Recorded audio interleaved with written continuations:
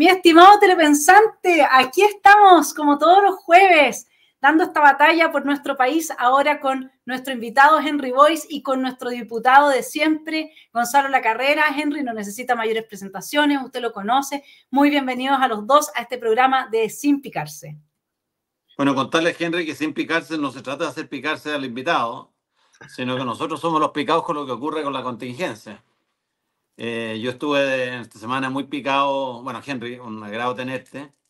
Esperamos tenerte luego en el Congreso para que reemplace a mí, por lo menos, uno por uno, uno por otro.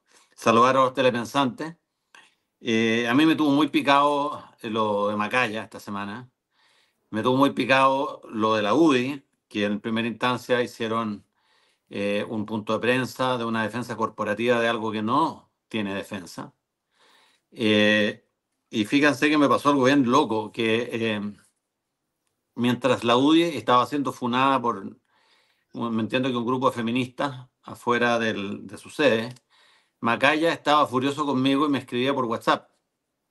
Yo decía, encontraba kafkiano esto, ¿cómo es posible? Este gallo tiene un tremendo problema en la UDI y está enojado por los tweets que yo puse. Incluso me llegó a hablar de que yo estaba cometiendo un delito. Yo decía, pero si aquí el único delito que se está cometiendo lo cometió tu padre.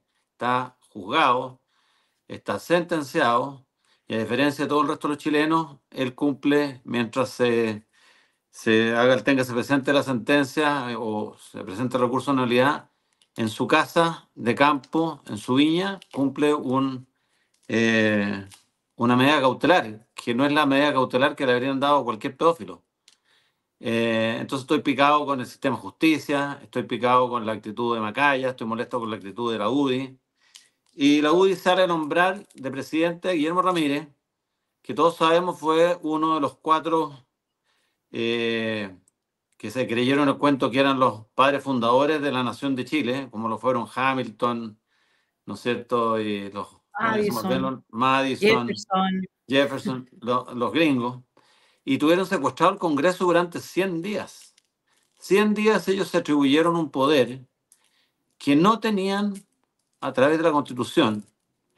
Y ese es el nuevo presidente de la UDI. Entonces, yo estoy bien picado porque, y con esto los dejo hablar, en 3 alcaldías bien emblemáticas, Chile Vamos está postulando a gente que no representa los valores soberanos de Chile, que ni siquiera representa a la derecha. Estoy hablando de Mario Desbordes en Santiago, que no es un candidato que podría definirse como derecha y que hace un tiempo atrás, no muy lejano, dijo que hasta cuándo la derecha criticaba el manejo de la seguridad de este gobierno.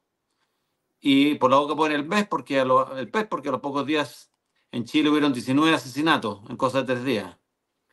Lleva de candidato a alcalde en Providencia de Belolio, que es el padre fundador de la ley ESI, de la educación sexual integral, con la cual están mutilando a niños párvulos que ni siquiera saben qué están decidiendo por ello. Y lleva de candidato, ¿no es cierto?, presidente de la República, a Evelyn Matei, que tiene un cajón de principios y convicciones que de ese cajón puedes sacar, si no te gustan las que tengo hoy día, puedo sacar otras, que son las que necesitas tú para que tú votes por mí. Entonces, estoy un poco complicado también con el votante de derecha que no es capaz de percibir todo esto. Les dejo la palabra. Henry, ¿de qué estás picado tú? No, yo la verdad, esta ha sido una semana bien feliz, entre otras cosas porque firmamos contrato con la Vane el lunes. Yo tengo una editorial, la editorial conservadora, www.editorialconservadora.cl para el que la quiera visitar. Y nosotros nos dedicamos a dar la pelea cultural, es un apostolado que lo que busca es difundir buenas ideas y tenemos hoy día el orgullo y la tremenda alegría de poder publicar el libro de la Vane justamente en contra del progresismo, la cultura de la muerte y todas estas ideologías que nos tienen secuestrado el país y secuestrada la política, que la sacan, ¿no es cierto?, de conversar las cosas importantes. Entonces, la verdad para mí ha sido una semana bien feliz y en cuanto a lo que pasa en la política, mire, hoy día en la mañana estuve en una charla que organizó una consultora que se llama Alto Capital, muy interesante, donde puso un economista, Roberto Dalgarrandi, y ahí él resumió un poco el estado de la política nacional en una sencilla frase. Él dijo, mira, el Congreso Nacional hoy día en la Cámara de Diputados es un circo, o sea, tiene cada personaje con honrosas excepciones, como el caso de Gonzalo, pero en general es gente poco preparada, gente que no le toma el peso a la responsabilidad que tiene al ejercer ese cargo, y al mismo tiempo dijo, mira, el país va de mal en peor. Mostró números que daban cuenta de que el país desde el año 2014 ha ido en una pendiente progresiva hasta la fecha. Si nosotros hacemos memoria, el 2014 parte el segundo gobierno de Michelle Bachelet, lo comentaba junto con un empresario con el que estaba sentado. Entonces, claramente las ideas de izquierda no funcionan. Las ideas de izquierda radical que se están implementando en Chile tampoco funcionan. Y yo comparto la perplejidad, ¿no es cierto?, de Gonzalo, en el sentido de no entender muchas veces cómo el votante de derecha o centro-derecha no se da cuenta de estos grasos errores, ¿no es cierto?, y se compra este cuento del tío que muchas veces le venden. Compran la chapa. Exacto, y lo que tú comentabas del proceso constituyente. O sea, aquí llegamos absolutamente nada y perdimos 4 años valiosísimos, ¿no es cierto?, de nuestra historia, nos depreciamos en términos de riesgo país, o sea, y los mismos políticos que lo propusieron originalmente, que lo empujaron, los mismos a los que siempre estuvimos por el rechazo desde el día 1 hasta el día después de la última votación, y promovíamos el rechazo, nos denostaban. A mí personalmente me expulsaron de grupos de WhatsApp por promover el rechazo y porque no estaba afín a la ¿El en contra o el rechazo? El en contra. El contra fue el segundo, ¿no es cierto? Sí, el en contra, sí. Claro, es que lo que pasa es que como el Partido Republicano había hecho la nueva Constitución, entonces era casi una herejía sostener de que había que votar en contra porque estaba mal hecha. Y bueno, me echaron de grupos de WhatsApp. Entonces, hemos perdido 4 años valiosísimos. Y ahí un alcance, no con ánimo de polemizar, Gonzalo, pero haciéndole honor, ¿no es cierto?, al programa. Yo no estoy tan de acuerdo contigo en el tema de Macaya. O sea, yo creo, más allá del caso de Javier Macaya, que no es santo mi devoción, que uno tiene que separar la responsabilidad, sobre todo en materia penal. El que comete un delito, en este caso el padre Macaya, más allá de algunas declaraciones desafortunadas, yo no sé si corresponde que a nivel político se le exija explicaciones por lo que hace el padre. No, pero espera un poco. Tú estás asumiendo algo que yo no he dicho. Yo no estoy culpando a Macaya por lo que hizo el padre. Yo estoy culpando a Macaya por lo que él dijo, porque él tuvo la perfecta oportunidad de decir, mira, los temas familiares los trato en mi casa y al interior de mi familia. Los temas políticos, que es lo que a ustedes les interesa en el Estado Nacional, los podemos tratar. Pero no se metan en mi vida privada ni la vida de mi familia. Cuando él mezcla, se desdobla y se hace parte de una pregunta que no corresponde hacerse o que se le hicieron, lo pillaron, y él hace un juicio de valor y dice que varias cosas. Uno, a mi padre lo grabaron sin su consentimiento. Eso es una aberración, toda vez que las niñitas que estaban siendo abusadas tendrían que haberle pedido permiso para grabarlo.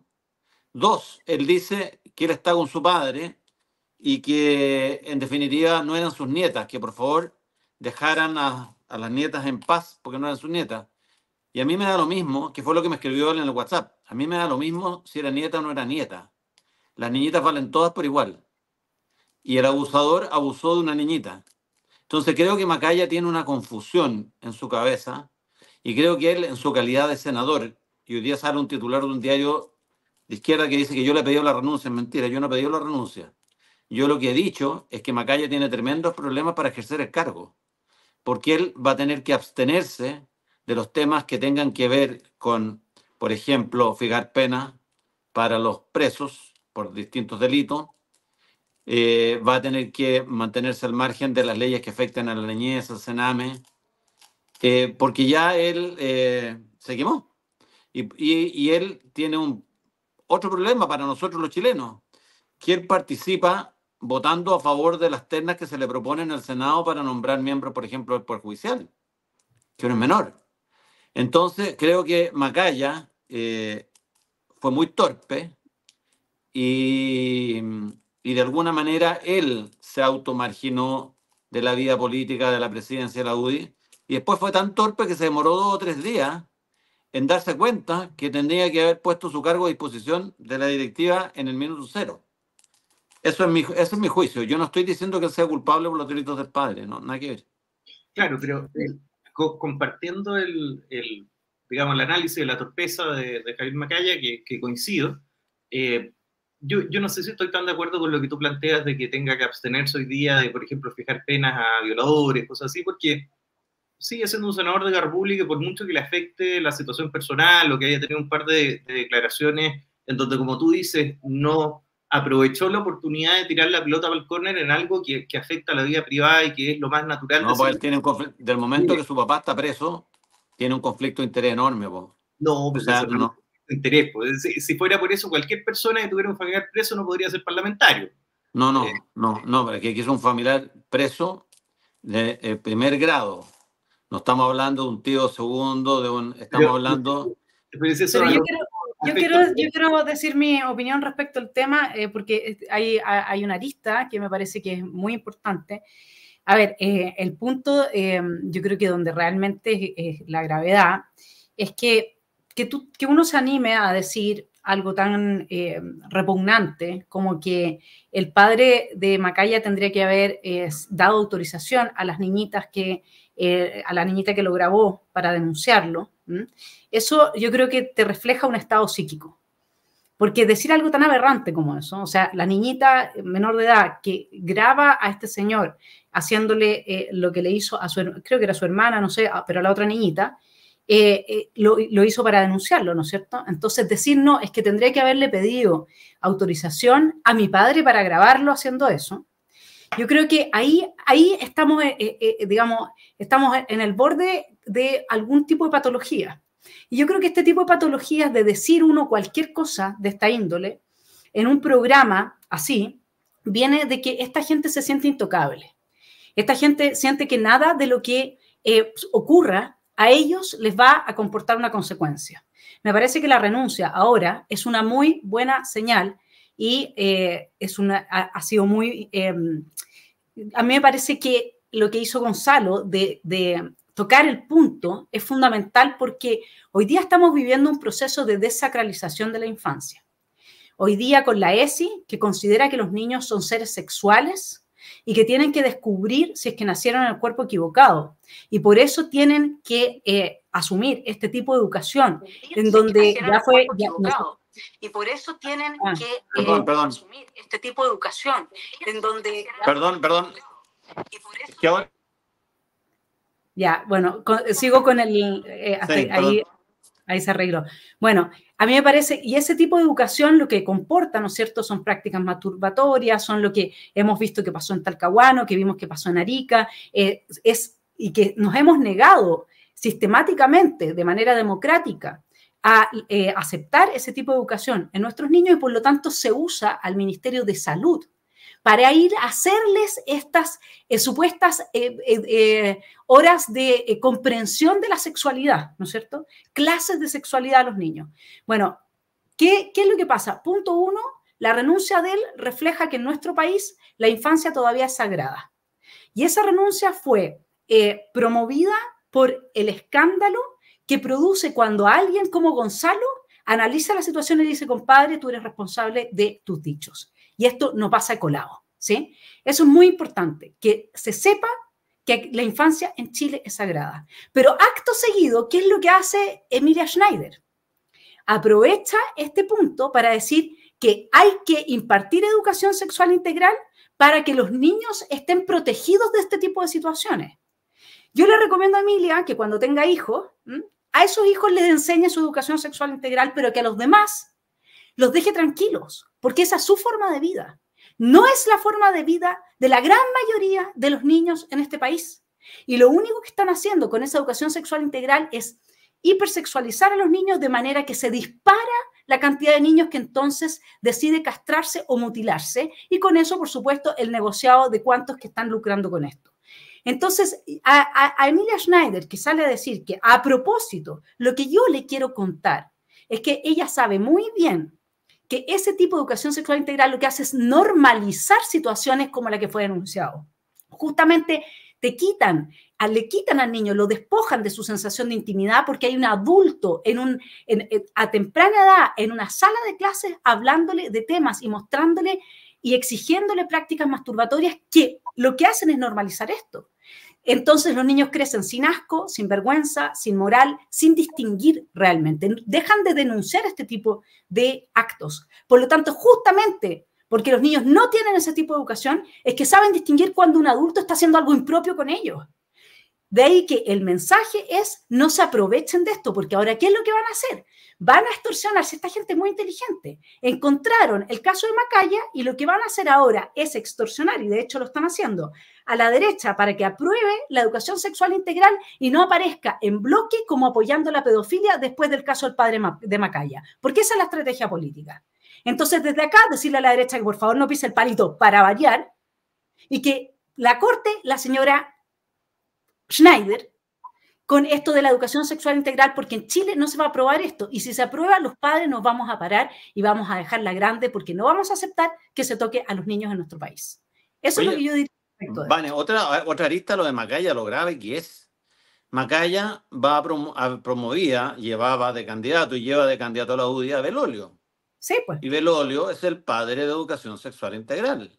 Él la aprobó junto con Camila Vallejo y el Partido Comunista porque él cree en este tipo de cosas. Y Belolio, como alcalde, va a tener a cargo párvulos y colegios municipales donde estas aberraciones corren el riesgo de ser llevadas a la práctica. Y por eso es que yo creo que Macaya tiene un gran problema para ejercer el cargo de senador, porque va a ser extorsionado, como tú bien dices, por la izquierda. O vamos a desconfiar permanentemente cuál fue el criterio que él usó. Si es para disminuir la pena de su padre, si es para hacer un canje, por ejemplo.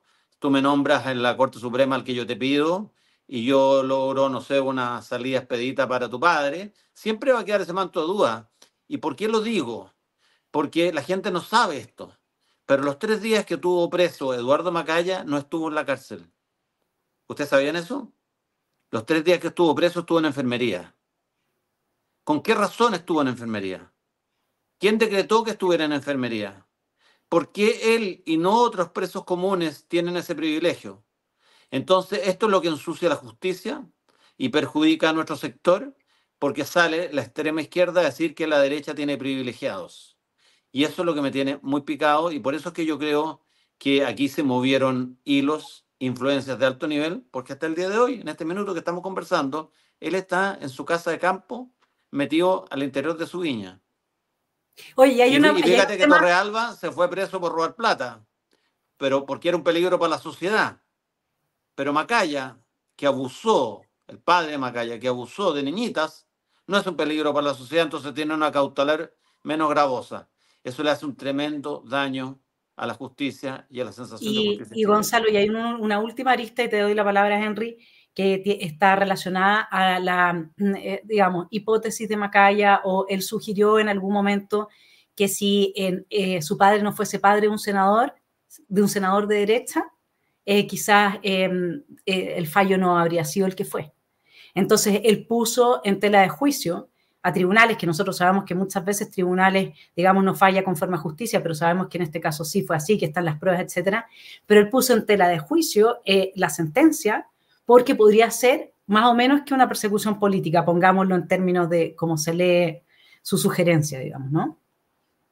Yo suscribo plenamente las aprehensiones respecto de los movimientos políticos de alto nivel que menciona Gonzalo, y los gruesos errores comunicacionales que tuvo Macaya, y errores de fondo. O sea, no es solamente la comunicación, sino que, como muy bien destaca Lavane, tú en tu cargo de senador no puedes salir digamos, a dejar velado, ¿no es cierto?, de que un procedimiento seguido en contra de tu padre tiene un componente político, porque estás criticando la justicia. Yo eso lo comparto. Sí, mi único punto es que creo que acá, y también, digamos, yo estoy convencido que esto no nos hace bien como sector, porque no apunta a las verdaderas causas. Creo que estamos mezclando cosas. Porque lo que todos deberíamos estar cuadrados y deberíamos estar en contra es de la educación sexual integral, de que Belolio, como tú dices, Gonzalo, ha sido el principal adalid de eso junto con el Partido Comunista. De hecho, paréntesis, me acuerdo de una entrevista en la Radio de Agricultura que estaba tratando de acordarme si había sido en tu programa, Gonzalo, en donde fue Carlos Casanova, un querido amigo, filósofo, y despedazó Belolio con la educación sexual integral, y después Belolio se molestó mucho, y pidió derecho a réplica y tuvieron un debate. Fue muy, muy entretenido, digamos, el intercambio. Pero, claro, efectivamente todos tenemos que estar en contra de eso y es impresentable que de ningún sector político una persona tenga los beneficios que ha tenido el señor Macaya padre. Sí, fue en mi programa y le di el derecho a réplica y se lo di con Pablo, ¿cómo se llama el argentino? Ezequiel Baigorría. No, Pablo, el que habla de Pablo Muñoz Iturrieta. Pablo Muñoz, sí. Y lo hicieron pedazos. Tuvo Juan Leguedé en ese programa de Pablo Muñoz y Macaya reclamó y bueno, le dimos su espacio, pero no tuvo acogida su idea de que la educación sexual se tuviera que impartir a nivel de párvulo. Todos estamos de acuerdo que la educación sexual a lo mejor llega tarde, pero no estamos de acuerdo en que a los niños se les adoctrine y que su sexualidad sea una casualidad, un constructo cultural, algo que ellos no escogieron, como si ellos pudieran escogerla. Claro, perdón, Gonzalo, bueno, y que no sean los padres los que tengan el derecho a educar a su hijo en eso. Si el Estado no, tiene que hacer en algo la gente se le olvida que la autonomía progresiva que han tratado de incluir en esta agenda es que los niños decían por sí y ante sí cuando ellos están capacitados y no sus padres, quitándole la patria potestad a los padres, para definir cuándo un niño puede o no puede hacer algo. Y esto va a terminar, ¿saben en qué va a terminar? En demandas o querellas colectivas o de class action, ¿cómo se llama? Cuando un niño logre derrotar a su padre en un tribunal porque no le dio un permiso ejerciendo el deber de protección que él tiene sobre su hijo, y el hijo puede decir por sí ante sí con la consulta ante un juez, van a haber miles de niños demandando a sus padres. Y esto es el objetivo que quiere la extrema izquierda, que es destruir a la familia, que es poner a los padres contra los hijos, que es poner a los tribunales encima de la familia, que el Estado se meta en tu casa. Y esto es lo que no se dan cuenta los padres de los sectores más acomodados de Chile, que son los que tienen los niveles socioculturales más altos y apoyan a través de sus empresas todas las acciones que hace la ONU porque alguien les dijo que eso era bueno. Y están pegándose un balazo en las piernas. Y esto que ocurrió con Macaya, a mí me importa un bledo cuando me critican por redes sociales que estoy atacando a alguien de mi sector. No, no es de mi sector alguien que piensa así. No es de mi sector alguien que defiende ese tipo de ideas. Que lleve la chapa de derecha no significa que actúe como una persona de derecha. Y para mí, Macaya, Chalper, Chaguán y Ramírez se robaron la Constitución de Chile durante 100 días para negociar con el Partido Comunista. Negociaron con Guillermo Tellier y con Diego Ibáñez del Frente Amplio. Y después nos vienen a decir que nosotros votamos como los comunistas, cuando ellos negociaron con ellos. Entonces, esto tiene que detenerse. La gente tiene que ser capaz de identificar a qué candidatos llevan la coalición que ellos quieren representar. Y yo ya he dado 3 ejemplos. El ejemplo de Desbordes, que dice que no hay que criticar a este gobierno por su manejo en la seguridad. Llevan a Belolio, llevan a la Evelyn Matei, y no es que yo esté a favor de la candidatura de Kast. Yo por Kast me tendría que cortar las 2 manos para votar por él. Pero te quiero decir que en el fondo este legado que nos dejó el bacheletista leoncista y luego socialdemócrata, y que nos dejó Pablo Longueira y que nos dejó Piñera, es un legado valórico que va a tener tremendo impacto y consecuencias sobre las futuras generaciones en Chile. Yo suscribo plenamente lo que tú dices, Gonzalo. Mi único aporte quizás sería una visión alternativa en el caso Macaya en particular. O sea, ese es el único matiz que quiero hacer, de Javier Macaya, el senador. Porque creo que es súper importante para que nosotros podamos enfocar bien la crítica, como tú señalas, Gonzalo, poder distinguir quién realmente es de derecha al gallo que simplemente lleva la chapa de derecha, es separar lo personal de si se quiere, digamos, las ideas, lo ideológico, de los distintos movimientos sociales en los cuales el país se debate muchas veces movido por oscuras, ¿no es cierto?, sectas y personas que intentan promover su agenda. Lo que le pasó a Javier Macaya, más allá de todos sus errores doctrinales, ¿no es cierto?, y de las cosas que promueve con error, que no son propias de derecha, a mí me parece que le pasó, esto lo digo como un espectador, ¿no es cierto?, y conociéndolo algo, como una persona que se había enfrentado a una situación muy difícil, y que no sabe realmente cómo reaccionar y que no tenía los elementos para reaccionar bien. Que no, digamos, Henry, perdona que te rebata de nuevo, pero es que no estamos hablando de una persona que sea, por ejemplo, programador en artes visuales. Estamos hablando de un abogado. Sí, pero eso no, insisto, o sea, Gonzalo, lo que yo creo que no tenemos que hacer, para hablar bien en simple, es atacar a la persona, sino que estamos atacando la situación. Yo estoy atacando los efectos que esa persona genera en la sociedad. Imagínate todos los niños que son abusados y que están desprotegidos por un familiar directo, son abusados, y que se encuentran con que una persona que ha cometido abusos, Gendarmería lo manda a enfermería y lo protege durante 3 días. Dime tú, ¿por qué logró eso el papá de Macaya? ¿Lo podría haber logrado el papá de Juan Soto? Oye, pero Gonzalo, es que ahí hay un salto tremendo que nosotros tampoco podemos dar. Pues si nosotros queremos convencer a la gente, tenemos que darle buenas razones. Lo que tú estás exponiendo es una elucubración. No es elucubración, es un hecho. Él estuvo en enfermería 3 días, no estuvo preso. El vínculo causal entre que Macaya, senador, haya logrado que su padre lo metiera en enfermería tras ser condenado por un delito, ese vínculo es tuyo, Gonzalo. Y sí, es un vínculo mío, pero yo dejé de ser ingenuo y creer en el viejo Pascuero hace mucho tiempo. Pero es que, ¿cachai? Que ahí es donde yo creo que nos caemos.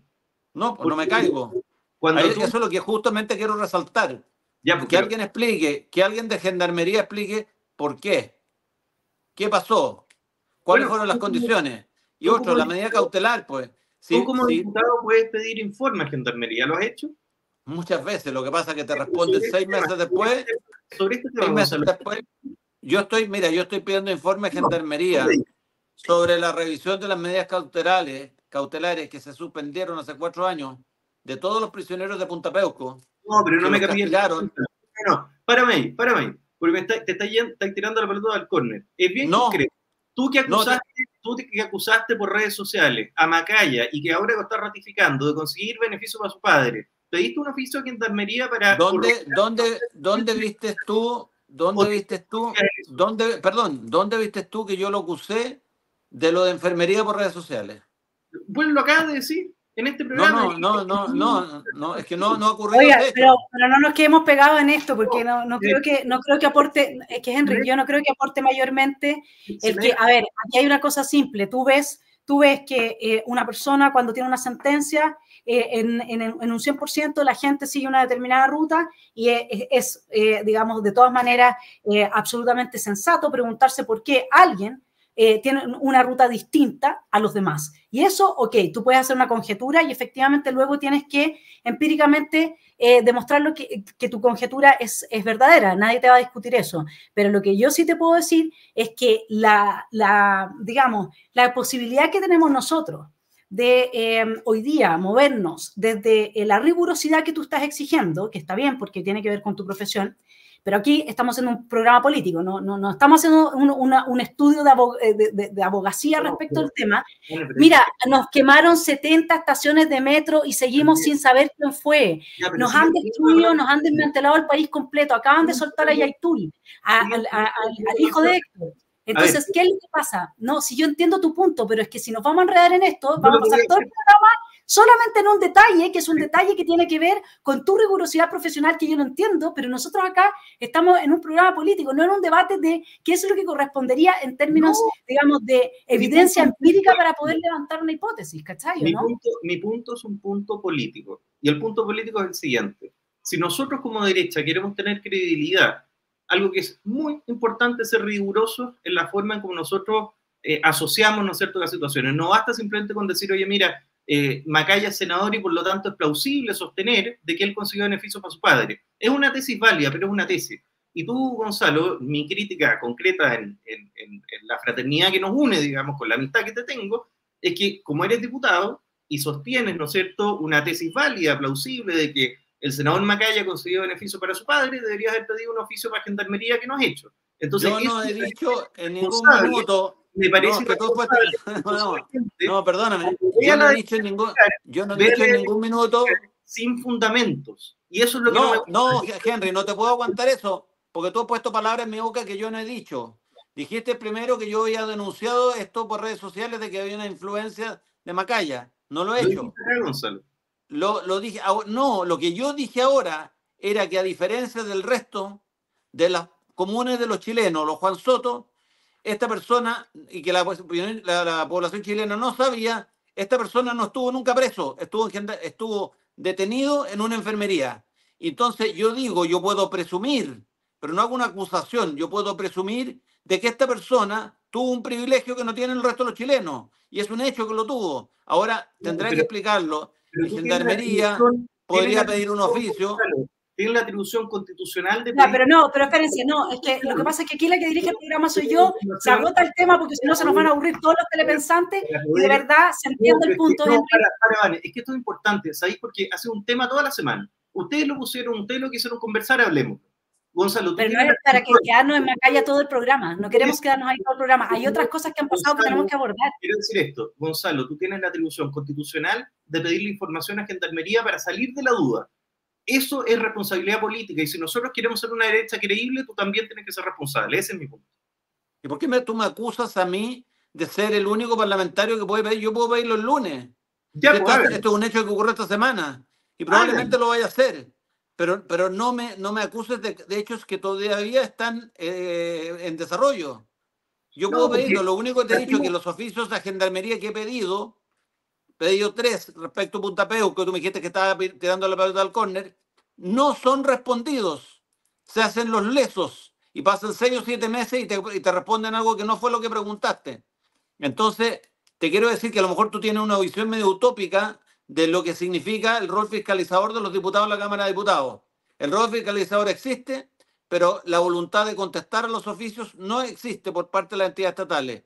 Menos del 10% de los oficios de fiscalización que mandamos todos los parlamentarios son respondidos.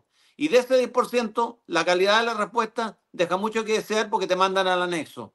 Eso es lo único que quiero sostener y podemos pasar a otro tema, Yaitul, por ejemplo. El tema de Yaitul, que debía ahí a la Gloria Navellán, que está desesperada porque resulta que están todas las pruebas, en este caso también, y lo soltaron con todas las pruebas, digamos, sobre la mesa, ¿no es cierto? Entonces, ¿qué está pasando en el sur? ¿Qué está pasando con la Fiscalía? También encontraron ahora el caso, ¿no es cierto?, en que un carabinero está involucrado en un tema con el crimen organizado.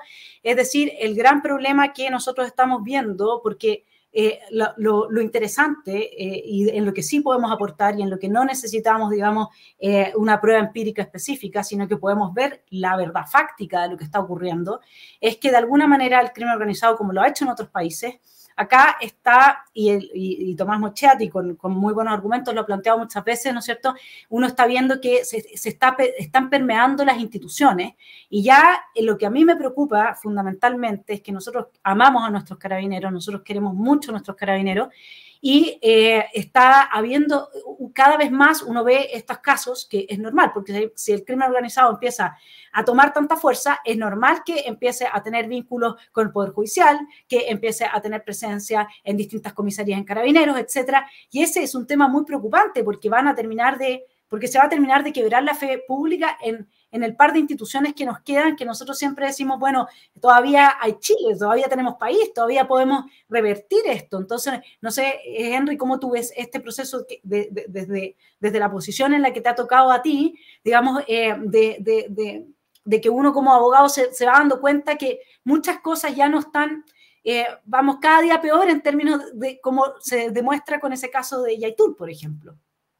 Sí, a mí lo que me llama la atención sobre ese punto en particular es cómo la izquierda ha dicho, porque uno se da cuenta que no hay una voluntad real de llevarlo a cabo, que va a implementar todas y cada una de las medidas que la derecha durante años viene diciendo que hay que implementar. Control fronterizo, construir nuevas cárceles, digamos, meterse al sistema judicial para darse cuenta por qué existe esta puerta giratoria. Y les voy a contar una anécdota. Estaba en la farmacia acompañando a mi mamá a comprar un remedio hace 5 días atrás. Y resulta de que de repente piden, oiga, cierra la puerta y un tipo lo paran y le dicen, sáquese las cosas que tiene adentro. Y había robado, o sea, impresionante. Se había metido crema, Vichy, qué sé yo, un montón de cosas, de haber tenido unos 50 productos entre medio de ropa. y sacan todos los productos. Habíamos, no sé, unos 5 clientes, y con un caballero preguntamos, bueno, y llamemos a Carabineros.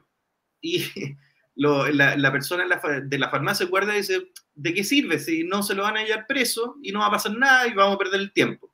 Y le dicen, ya váyase nomás. Y se va caminando, un tipo que había sido pillado en un hurto flagrante. Y ese es el estado en el que está el país. O sea, es imposible tener un Estado de Derecho si no se hace cumplir la ley. Y acá tenemos un problema sistémico que tiene muchísimos factores. Entre ellos las presiones políticas que sí denuncia Gonzalo, y yo suscribo plenamente, presiones ideológicas dentro del Poder Judicial que también son evidentes, pero también hay problemas de índole práctica. O sea, por ejemplo, las cárceles. Ahora que se les ocurrió, ¿no es cierto?, hacer una cárcel de alta seguridad, que bien bueno es, ¿no es cierto?, el problema es que no solamente faltan cárceles de alta seguridad para tener a los reos más peligrosos, sino que también nos falta meter cárceles normales en el país, porque la capacidad carcelaria está a tope. Y eso tiene problemas tanto a nivel de derechos humanos, ¿no es cierto? Porque una persona que, qué sé yo, robó en una tienda o cometió un asalto, sigue, digamos, teniendo derecho a una vida digna, acorde al delito que cometió, con privación de libertad, con privación de derecho, etc. Pero hoy día llega Henry, dado que tocaste el tema de las cárceles, sí, déjame hacerte dos preguntas. ¿Podrías presumir tú, haciendo un análisis político, que al anunciar que la cárcel iba a ser hecho en Santiago para que Iracy Hasler se pudiese oponer y se ganara a favor de los vecinos, puede ser una hipótesis? Primera pregunta. Sí. Segunda pregunta, ¿tendría que yo probarlo? Segunda pregunta, ¿qué te puedo hacer? El hecho de que el voto en la persona que no va a votar se haya intentado que no tuviese castigo era transformar el voto obligatorio en voto voluntario, y finalmente la derecha cedió en que se fijara el monto mínimo de multa, cosa que pasara a ser prácticamente simbólico el hecho de no ir a votar. ¿Se puede presumir de que ahí hay manejos políticos? Bueno, obvio, pues es política. Ya, entonces lo mismo aplica para los demás casos, es el hecho de que nosotros podemos hacer un análisis. No volvamos sobre el tema. No volvamos, pero te quiero explicar de que uno puede en política hacer análisis y presumir que ciertas acciones tienen que ver con el nivel de poder con que la gente se mueve y tiene. Claro, hay un tema en filosofía, la Vane lo debe conocer muy bien, que es la ignorancia culpable. Cuando uno asume la ignorancia, por ejemplo, un vínculo causal, que uno hace una presunción, pero no tienes cómo demostrarlo, una presunción política, pero no tienes cómo demostrar el vínculo causal. Hay algunos casos en donde no podemos saber cuál es el vínculo causal, porque no tenemos los elementos, porque quizás fue por ejemplo, Iracy con Boric, una conversa entre ellos, no hay cómo. Pero en el caso tuyo, Gonzalo, que eres diputado, tú sí puedes pedir oficio, aunque tomo el punto de que efectivamente no responden. Eso sí te lo concedo y estoy de acuerdo contigo. Oigan, ¿y saben qué es lo que pasó? Les voy a contar algo, digamos, en la misma línea de lo que estamos hablando, de las afirmaciones que se hacen y las que no se hacen. Bueno, resulta que como hubo esta reacción de Iracy, de que ella no quiere la cárcel en Santiago, qué sé yo, tuvieron una reunión con quienes son, digamos, los representantes en el Congreso de la zona Santiago y de todo esto. Y a esa reunión tuvo que ir Johannes. Y fíjense que anda circulando entonces la foto de Johannes como si él fuera comunista. Lo están acusando de ser comunista por salir en una foto con todo el equipo que tuvo que ir del Congreso, ¿no es cierto?, a hablar sobre el tema de una cárcel en Santiago. Y les voy a leer el post que puso Johannes. ¿Hasta cuándo tergiversan lo que uno hace en la prensa? No apoyo a la alcaldesa Hasler. Ustedes se pueden imaginar a Johannes apoyando a la alcaldesa. O sea, eso sí ya es del descalabro total. Rechazo la construcción de una cárcel de alta seguridad en Centro Santiago. Es para este objeto que se invitó a los parlamentarios incumbentes a una reunión con la presidencia de la Cámara. Mi pega de representar a mis votantes de Santiago incluye la obligación de participar en este tipo de encuentros en que se decide el futuro de mi distrito. Y me van a creer que le han corrido a Johannes, que es comunista, que apoya a la Iracy Hasler.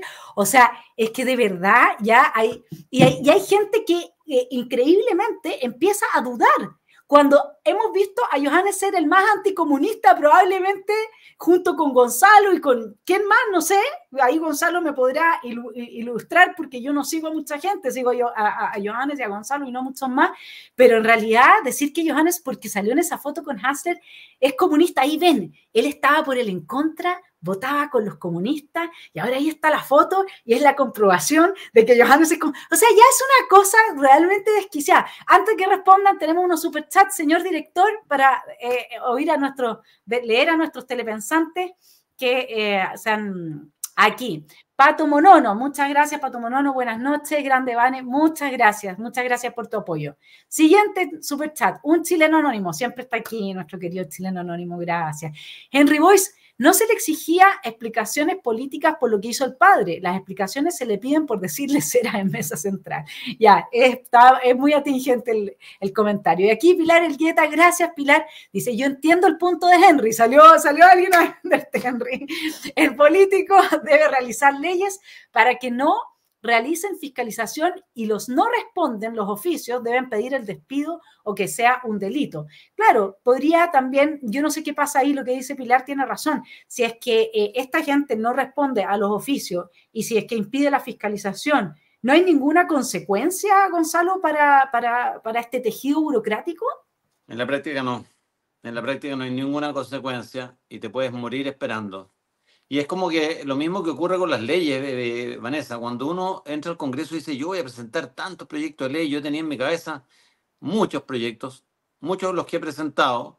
Por ejemplo, por decirte uno a la rápida, uno compra un pasaje aéreo para viajar a Temuco, por ejemplo, a 30 lucas, para 6 meses más.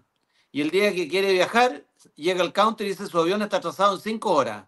Y usted tiene que volverse a Santiago. Entonces se para en el counter de LAN Chile y en vez de pagar 30, se tiene que comprar un pasaje en 180. Entonces yo tengo un proyecto de ley que obligue a las aerolíneas a tener que transferirse con un voucher, a tener que embarcarte, porque tú compraste con la anticipación, y no es problema tuyo que la aerolínea decida comercialmente cancelar vuelos porque le conviene más postergarlo uno para 5 horas más tarde, porque la ley le permite hasta un cierto número de horas la postergación, aduciendo razones técnicas, otro tipo de razones que beneficiarían proyectos de ley a muchos chilenos. Nunca van a ver la luz del día. ¿Por qué no la van a ver? Porque los presidentes de las comisiones valen más que cualquier parlamentario. Un presidente de comisión tiene por sí y ante sí que decidir qué proyectos pone en tabla, a menos que sea un proyecto del Ejecutivo con urgencia. Entonces los parlamentarios nos llevamos escribiendo proyectos de ley que jamás los van a poner en tabla si no son de la línea política o del interés del presidente de la comisión. Y por eso es que en realidad la gente no entiende cómo funciona el Congreso. Y por eso que nos tiene, a mí por lo menos me tiene aburrido esta lógica de hacer escribir a mi equipo oficios y oficios permanentes de fiscalización en que te terminas dando cuenta que son horas hombres inmensamente malgastadas porque no recibes del Estado la respuesta. Y para dar cumplimiento, cuando uno ya se va a Contraloría, te contestan cosas que son imprecisas, que no son lo que pediste. Entonces, en definitiva, la respuesta que llega es como, no sé si ustedes vieron ayer, o la interrogatorio que le hacen a la directora del Servicio Secreto norteamericano, donde la interrogadora le dice, estas preguntas son de respuesta sí y no. No me puede responder otra cosa. Y la niña fue incapaz, salvo en un par de ocasiones, a decir sí o no. Siempre se fue por las ramas. Esto es lo mismo. Si tú quieres desviar la fiscalización, tienes muchas maneras de hacerlo. Y eso es lo que pasa en el Congreso. Y, ojalá, y si pudiese definirse como delito el no contestar un oficio, tendríamos que precisar qué significa no contestar un oficio. Porque podría decirte buenas tardes, mucho gusto, y ya está, se da por contestado. Entonces es muy difícil legislar en esa materia porque la respuesta precisa es imposible de legislar como tendría que ser. Claro, complementando lo que dice Gonzalo, que tiene toda la razón, y comparto 100% tu frustración. Cuando uno, no sé, en mi caso yo tengo 34, cuando tenía 17 años, 16 años, uno miraba el Congreso Nacional y decía, oye, pero qué entretenido ser diputado, redactar proyectos de leyes, cambiar en el fondo la política nacional. Y cuando uno ve la cosa desde dentro, con todas las trancas que tú muy bien comentas, Gonzalo, que son trancas institucionales, o sea, de que no es solucionable solo con un proyecto de ley, sino que tú tienes que reformar realmente el sistema político para darle cabida a los parlamentarios independientes y al proceso de formación de la ley. La verdad es que la situación es bastante frustrante. Y con el tema de los oficios, para explicarle un poco también a los telepensantes que nos están viendo, no es como con un correo electrónico. Porque yo creo que cuando alguien piensa en la fiscalización, se imagina como que el diputado le manda un correo electrónico a, en este caso, tuvo Gendarmería o otra institución pública y dice, oiga, por favor, infórmeme de esto. Entonces, claro, la lógica del correo electrónico, a vuelta de correo, si te responde una generalidad, lo podías apretar un poco más. Oye, mira, no se entiende, o qué opinas sobre este punto. Y el tema no, pues es que se agota en la mera respuesta. Y para lograr después precisar esa respuesta es un sinfín de trámites que al final nunca se llega a puerto, como dice Gonzalo. Entonces, efectivamente, ahí hay un problemón grande, porque uno de los elementos más importantes del perfil de cargo de un diputado es la fiscalización, tanto en los actos de gobierno como en general de las instituciones públicas. Entonces, cuando una de las atribuciones clave, ¿no es cierto?, para desarrollar la fiscalización se trunca por este tipo de temas, el país empieza a exudar corrupción por todas partes, que es un poco lo que hemos estado conversando de distintos puntos de vista en esta conversación. Sí, lo que pasa es que es muy difícil entender todas las dinámicas que se están dando. Yo creo que hay que concentrarse en algún par de proyectos de ley como programa de gobierno, futuro programa de gobierno, que uno va a avanzar sí o sí en caso de que pudiese producirse en Chile el milagro que se produjo en Argentina, ¿no es cierto? O sea, en Argentina el Ministerio de la Mujer, la Igualdad, la Diversidad, la Inclusión y todas estas cosas, Javier Milei lo cerró inmediatamente, digamos, ha reducido de forma importante la contratación, digamos, toda esta gente que no está contratada por el Estado, que no tiene contrato, porque eso no los puedes tocar, pero sí a todos los que boletean y que hacen una serie de servicios externos y que son en general la mayoría. Y nosotros entonces, si tuviésemos que la posibilidad de tener un milagro de ese tipo, sí, acá hay una persona que dice, bueno, pero si ustedes son en contra de los globalistas, qué sé yo, ¿cómo nos sacan un proyecto de ley que saque a Chile de la ONU, de todos estos tratados de derechos humanos, etcétera? Claro, uno siente rabia y yo lo puedo entender. Todos nosotros estamos muy angustiados porque finalmente están suprimiendo la capacidad del Estado a través de estos organismos internacionales de defendernos del crimen organizado, de defendernos de los revolucionarios. Eso fue lo que pasó para el 18 de octubre. Esas son las amenazas que te hacen a través de los organismos internacionales y es en parte lo que también describo muy bien en el libro que vamos a publicar con Henry. Entonces, primero que todo, un proyecto de ley como ese, que todos lo quisiéramos acá porque somos todos patriotas, digamos, lo primero que necesitamos es agua en la piscina, es decir, tiene que haber una conciencia a nivel nacional de que es importante avanzar un proyecto así, porque los proyectos en general llegan a puerto, si es que hay mucha presión, cuando vienen digamos, de minorías, ¿no es cierto? Que nosotros somos acá minoría. Y por otra parte, el otro proyecto que tiene que ser sí o sí, que es muy importante, es sacar la palabra género de toda la legislación nacional. No existe el género. Toda esta ley antihombre, la ley Karim, todas estas cuestiones que saben lo que es, cuando lo que están haciendo es dividir a la sociedad, como decía Gonzalo al principio, o poner a los hijos contra los padres, o poner a las mujeres contra los hombres. O sea, estoy escribiendo una columna para el libro que se titula La cola del diablo. ¿Por qué? Porque hay un intento siempre de la extrema izquierda de dividirnos, para aislarnos, para dejarnos sin poder, sin el poder de oponer resistencia a su avance.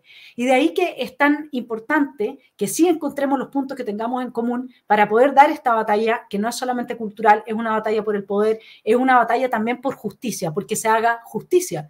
Porque también creo, y con esto los dejo a ustedes, pero tras la caída o durante la caída, previo a la caída de la Unión Soviética, se habló de la glasnost y la perestroika. La perestroika era el programa de gobierno para sacar adelante a Rusia a Rusia específicamente de la crisis económica, pero la glasnost era muy, muy importante, que es que se diga la verdad. Nosotros necesitamos en Chile que de una vez por todas se transparente la verdad de lo que está pasando.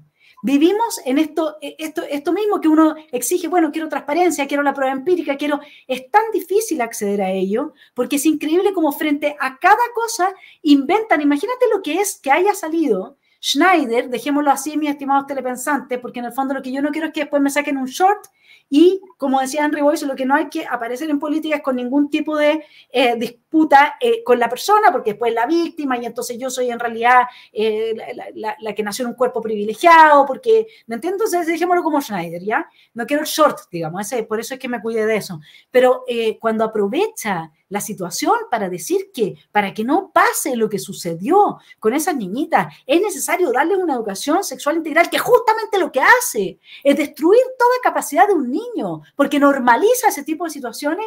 Ahí nosotros estamos viendo como ante cada cosa nos tiran el bombardeo de las mentiras, del engaño. Es tan impresionante que a mí por eso no me ha interesado asistir a programas donde al frente está la izquierda, porque esa izquierda ya no distingue entre la verdad y la mentira, es pura vocación por el poder, nada más que el poder por el poder. Entonces, ¿tú qué sacas con oír a una persona que te está mintiendo permanentemente? Ante cada situación, ¿vieron lo que pasó con los incendios en Viña?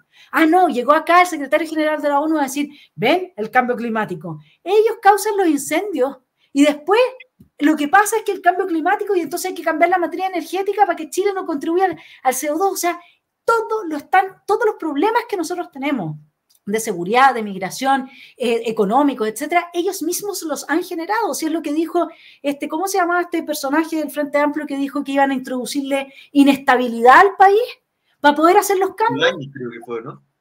¿Cómo se llama? ¿Ibáñez fue ese? No fue Diego Ibáñez. Grau. No, tampoco fue Durán. ¿Tampoco? No. Pero esa es la estrategia. Vanessa, con el rango de 4 o 5 días pasamos de los seres sintientes, es decir, que en la pesca había que considerar que cada uno de los peces era un individuo, cada uno distinto entre sí, y que no había que generarles estrés a esos peces sintientes. No pasó un día de que la persona que promovía esto, el diputado Barría, creo que era, se le sacó una foto comiendo marisco, o sea, cometiendo genocidio.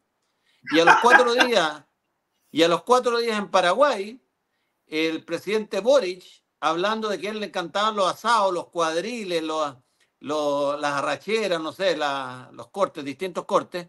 Entonces las vacas no son seres sintientes, los peces sí son seres sintientes. Caen una cantidad de contradicciones que yo no entiendo cómo la opinión pública puede todavía ir subiéndole el grado de aprobación al presidente Boric como ha subido los últimos 15 días. Y eso me encantaría que me explicaran. Porque lo que pasa es que lo que ellos están logrando, hay un mandato de parte de las élites globalistas, que es el de esquizofrenizar las sociedades. O sea, esquizofrenizar es una de las herramientas más importantes en la batalla cultural, de las armas más importantes. Por eso es que todo lo que ellos hacen es así de ridículo. Imagínate que en Colombia aprobaron la ley de los pescados. En Colombia está prohibido la pesca con mosca, pero aumentaron el tiempo en que tú puedes abortar hasta los 6 meses. Entonces, ellos están esquizofrenizando las sociedades. Ese es el punto. Lo hacen es profeso. Por eso es que el presidente no se pone corbata, que cuando dicen cosas que son aberrantes, no sienten ninguna vergüenza. Ellos quieren eso. En la medida en que nos desestabilizan a nosotros, ellos tienen más poder. A río revuelto, ganancia pescadores. Eso es lo que pasa. No, pero ¿cómo ganancia pescadores? ¿No que estamos defendiendo a los pececitos? A río revuelto, ganancia de seres sintientes, tiene que ser. Claro, sí. Claro, exactamente. Entonces, pero ese es el punto al que van. Y tratar de poner los derechos humanos al mismo nivel de supuestos derechos de los seres sintientes, que serían los otros animales, es el avance en la teología del exterminio. Es que entonces ya pones al mismo nivel el valor de una vida humana con el valor de cualquier animal, digamos. Y ahí es donde ya te pueden arrasar sin ninguna contención. Esa es la forma de destruir nuestras raíces cristianas en Occidente, que consideran la dignidad del ser humano anclado a ciertos valores que son inviolables y anteriores a la existencia del Estado. Totalmente. De hecho, salió una carta muy buena en el Mercurio de una estudiante de filosofía que hablaba a raíz de esta película Intensamente, que bien entretenida. Yo la fui a ver, que decía, bueno, la película puede ser muy entretenida, pero transmite un concepto equivocado, que es que nos gobiernan las emociones, que va en línea con lo que tú dices. O sea, que si yo voy a autopercibirme de una manera, por ahí los comentarios ponían Napoleón, Entonces la sociedad me tiene que creer Napoleón, y perdón, hace 30 años el que se autopercibía Napoleón y andaba con la mano atrás caminando por el patio, lo metían al peral, ¿no es cierto?, al manicomio.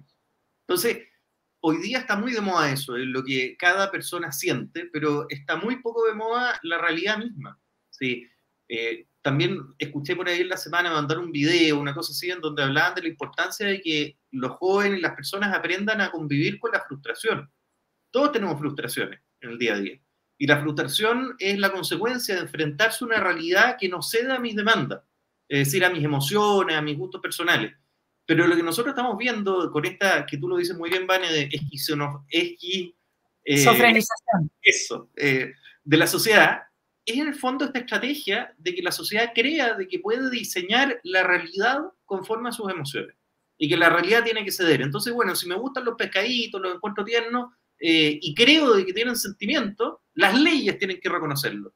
Entonces, a contrario sensu, como tú dijiste con el aborto, si yo quiero creer, para darle más libertad en esa mirada, ¿no es cierto?, a la mujer, quiero creer que el niño por nacer no tiene sentimientos o no tiene intelecto o no es un ser humano, entonces, bueno, lo pongo en una ley y eso funciona. Y el problema de todo eso es que como sociedad nos vamos chocando contra un vidrio de cristal que nos va cortando y cada vez tenemos leyes más ridículas. Y esas leyes ridículas nos generan de gobierno y eso es lo que nosotros estamos viendo hoy día en Chile.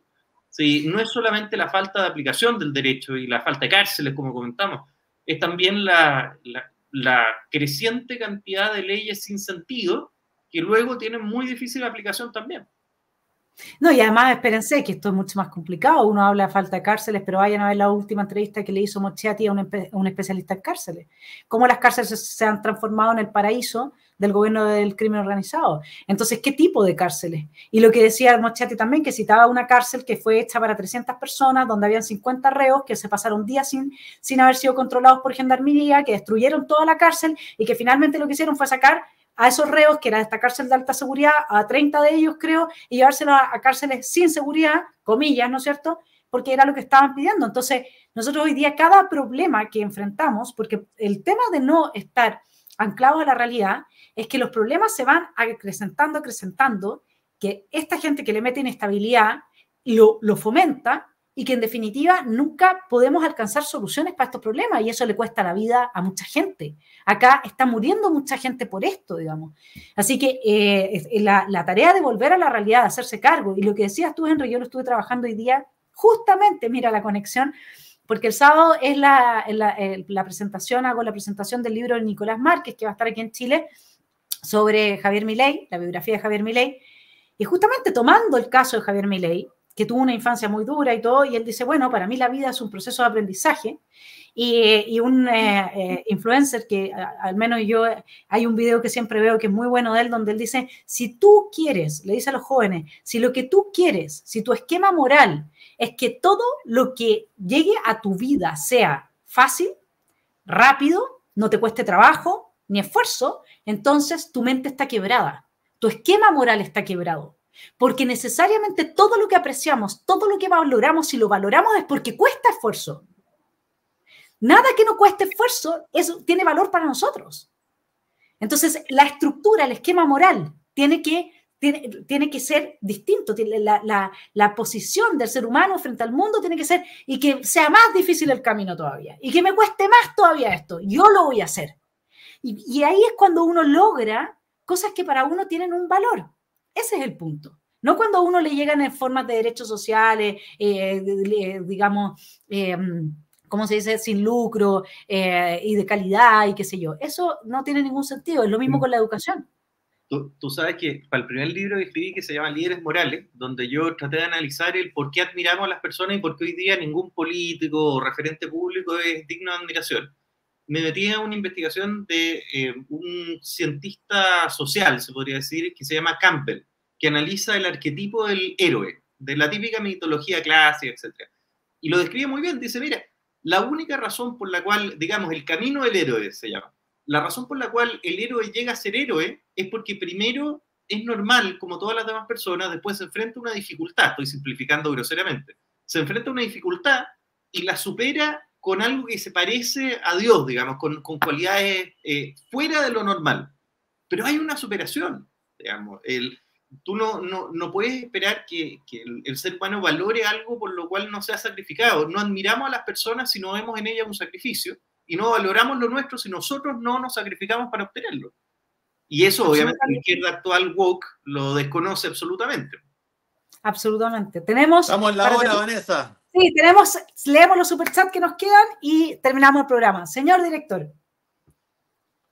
Héctor Vergara, como siempre, Héctor aquí presente en Sin Picarse. Gran amigo. Desde Iquique, saludos amigos. Pregunta técnica. Cuando en un estado el poder judicial se ha corrompido y politizado de forma tan evidente, ¿cómo se soluciona según la Constitución? ¿Hay otra opción? La opción para destituir jueces es bien engorrosa y compleja. Nosotros estamos ahora en Johannes, presentamos un escrito con la Gloria para destituir al fiscal Armendari, porque la Chong no se puede destituir porque depende del fiscal Armendari. El fiscal Armendari se puede destituir porque fue nombrado a través de, creo que el presidente de la República. Hay todo un enredo legal, una maraña legal que es poco comprensible. Y ahí está el escrito presentado, está Nubia de Banco detrás de eso, y volver al orden. Yo creo que la pregunta de Héctor es cómo corregimos la falta de justicia que hoy día tiene los dos ojos tapados y que en el fondo tiene una agenda, y una agenda clara, pro izquierda.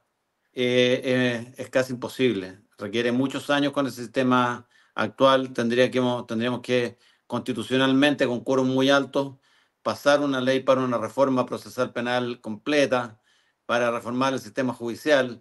Los jueces son los primeros que se paran de patas. ¿Se acuerdan ustedes cuando se hizo en el gobierno de Piñera? Creo que fue una rebaja a los sueldos y salarios de los ministros, y que quedaron muchos subsecretarios ganando más que los ministros en la cartera, porque no podía seguir para abajo bajando los sueldos, por el tema de esto de los procesos administrativos que requiere el Poder Judicial.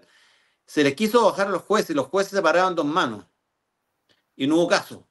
No fue posible.